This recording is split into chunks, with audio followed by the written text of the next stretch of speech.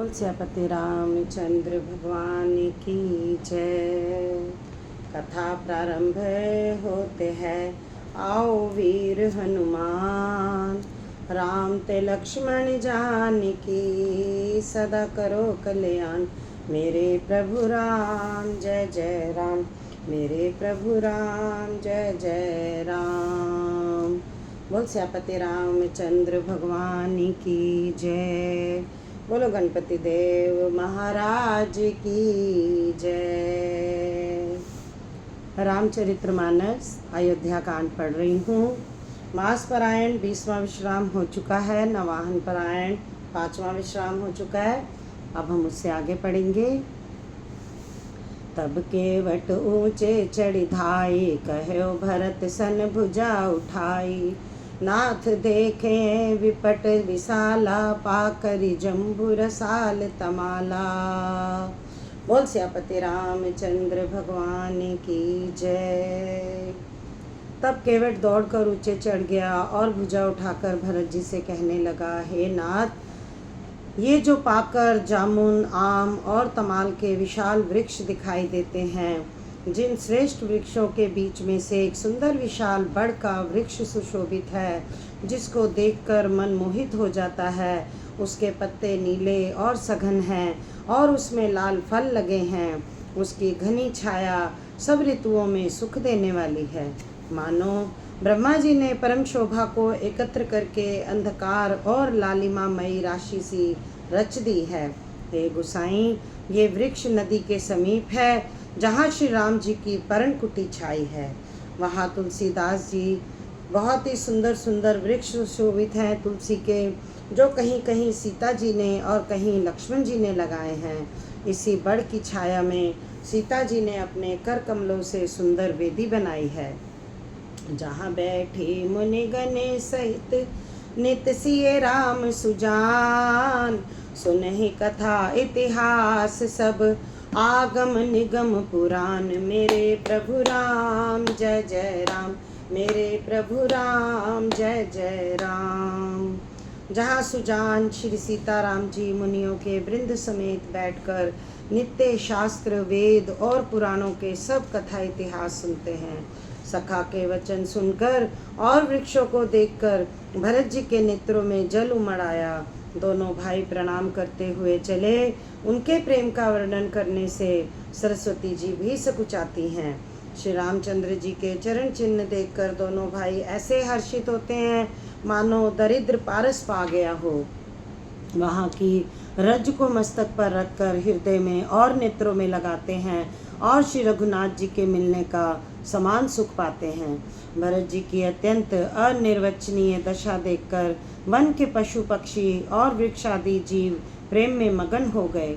प्रेम के विशेष वश होने से सखा निषाद राज को भी रास्ता भूल गया। तब देवता सुंदर रास्ता बतलाकर फूल बरसाने लगे। भरत के प्रेम की इस स्थिति को देखकर सिद्ध और साधक लोग भी अनुराग से भर गए और उनके स्वाभाविक प्रेम की प्रशंसा करने लगे कि यदि तुम इस पृथ्वी तल पर भरत का जन्म अथवा प्रेम ना होता, तो जड़ को चेतन और चेतन को जड़ कौन करता। प्रेम अमीय मंदर बिरहो, भरत पयोधि गंभीर। मथि प्रगटयो सुर साधु हित, कृपा सिंधु रघुवीर। सियापति राम जय जय राम, मेरे प्रभु राम जय जय राम। प्रेम अमृत है, विरह मंदराचल पर्वत है, भरत जी गहरे समुद्र हैं।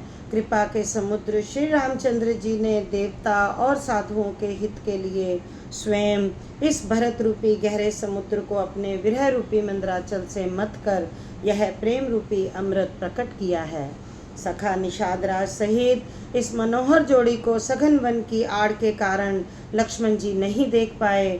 भरत जी ने प्रभु श्री रामचंद्र जी के समस्त सुमंगलों के धाम और सुंदर पवित्र आश्रम को देखा। आश्रम में प्रवेश करते ही भरत जी का दुख और तहा मिट गया, मानो योगी को परमार्थ की प्राप्ति हो गई हो। भरत जी ने देखा कि लक्ष्मण जी प्रभु के आगे खड़े हैं और पूछे हुए वचन प्रेम पूर्वक कह रहे हैं, पूछी हुई बात का प्रेम पूर्वक उत्तर दे रहे हैं। सिर पर जटा है, कमर में मुनियों का वत्कल वस्त्र बांधे हैं और उसी में तरकस कसे हैं। हाथ में बाण और कंधे पर धनुष है। वेदी पर मुनि तथा साधुओं का समुदाय बैठा है और सीता जी सहित श्री रघुनाथ जी विराजमान है। श्री राम जी के वत्कल वस्त्र हैं, जटा धारण किए हैं, श्याम शरीर है। सीता जी ऐसे लगते हैं, राम सीता ऐसे लगते हैं मानो रति और कामदेव ने मुनि का वेश धारण किया हो। श्री राम जी अपने कर कमलों से धनुष बाण फेर रहे हैं और हंसकर देखते ही जी की जलन हर लेते हैं। अर्थात जिसकी ओर भी एक बार हंसकर देख लेते हैं उसी को परम आनंद और शांति मिल जाती है। लसत मंजु मुनि मंडली मध्य सिए रघुचंद, ज्ञान सभा जन तनु धरे, भगति सच्चिदानंद सियापति राम। जय जय राम मेरे प्रभु राम, जय जय राम। सुंदर मुनि मंडली के बीच में सीता जी और रघुकुल चंद्र श्री राम जी ऐसे सुशोभित हो रहे हैं मानो ज्ञान की सभा में साक्षात भक्ति और सच्चिदानंद शरीर धारण करके विराजमान है। छोटे भाई शत्रुघ्न और सखा निषाद राज समेत भरत जी का मन प्रेम में मगन हो रहा है। हर्ष, शोक, सुख, दुख आदि सब भूल गए। हे नाथ रक्षा कीजिए, हे गुसाई रक्षा कीजिए। और ऐसा कहकर वे पृथ्वी पर दंड की तरह गिर पड़े। प्रेम भरे वचनों से लक्ष्मण जी ने पहचान लिया और मन में जान लिया कि भरत जी प्रणाम कर रहे हैं। वे श्री राम जी की ओर मुँह किए खड़े थे, भरत जी पीठ पीछे थे, इससे उन्होंने देखा नहीं। अब इस ओर तो भाई भरत जी का सरस प्रेम और उधर स्वामी श्री रामचंद्र जी की सेवा की प्रबल परवशता है। ना तो क्षण भर के लिए भी सेवा से पृथक होकर मिलते ही बनता है और ना छोड़ते। कोई श्रेष्ठ कवि ही लक्ष्मण जी के चित्त की इस दुविधा का वर्णन कर सकता है।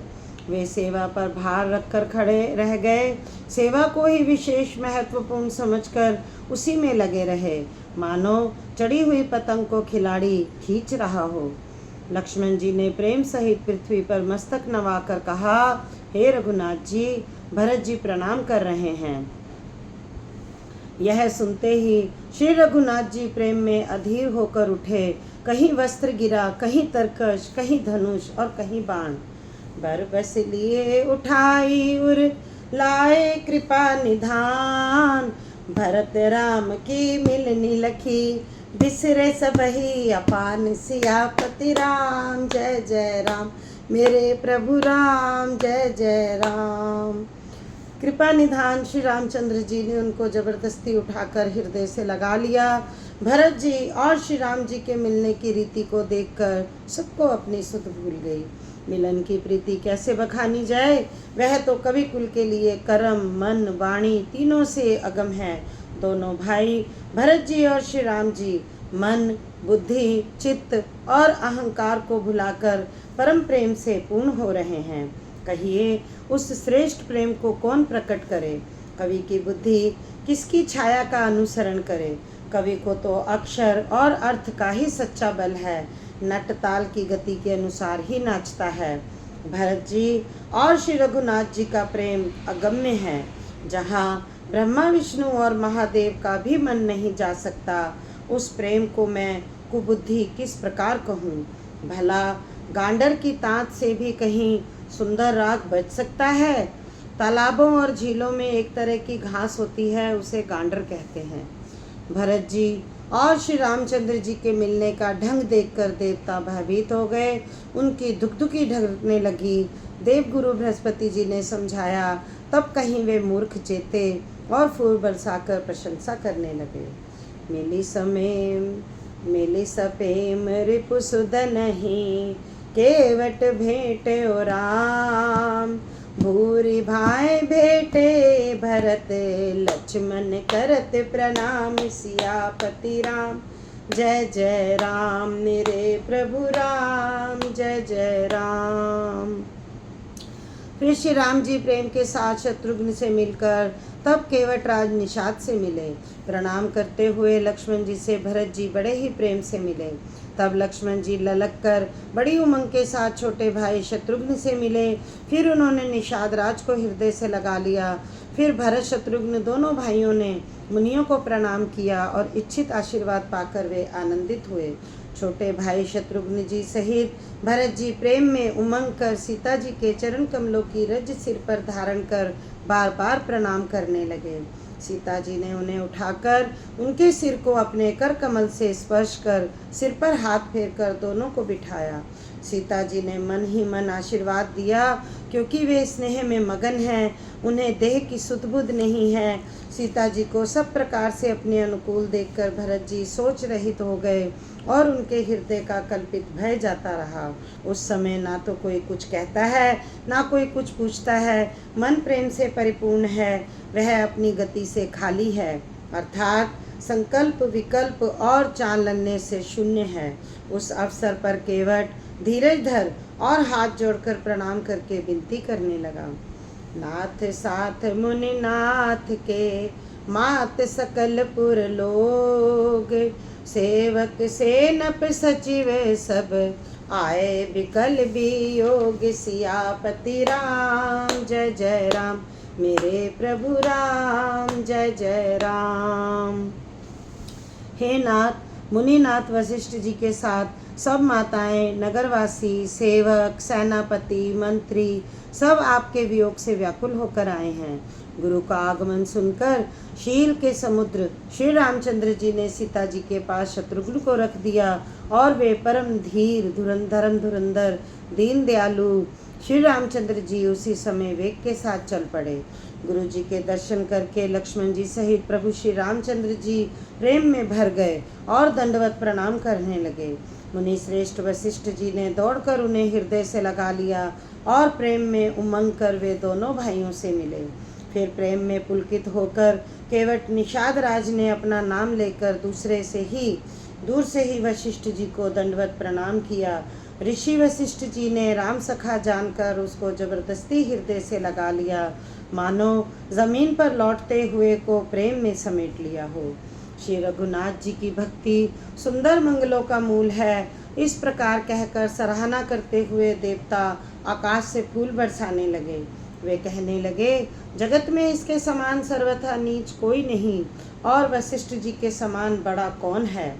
जेखी लखी लख न होते अधिक, मिले मुदित मुनि राउ, सो सीतापति भजन को, प्रगट प्रताप प्रभाव, सियापति राम जय जय राम, मेरे प्रभु राम जय जय राम।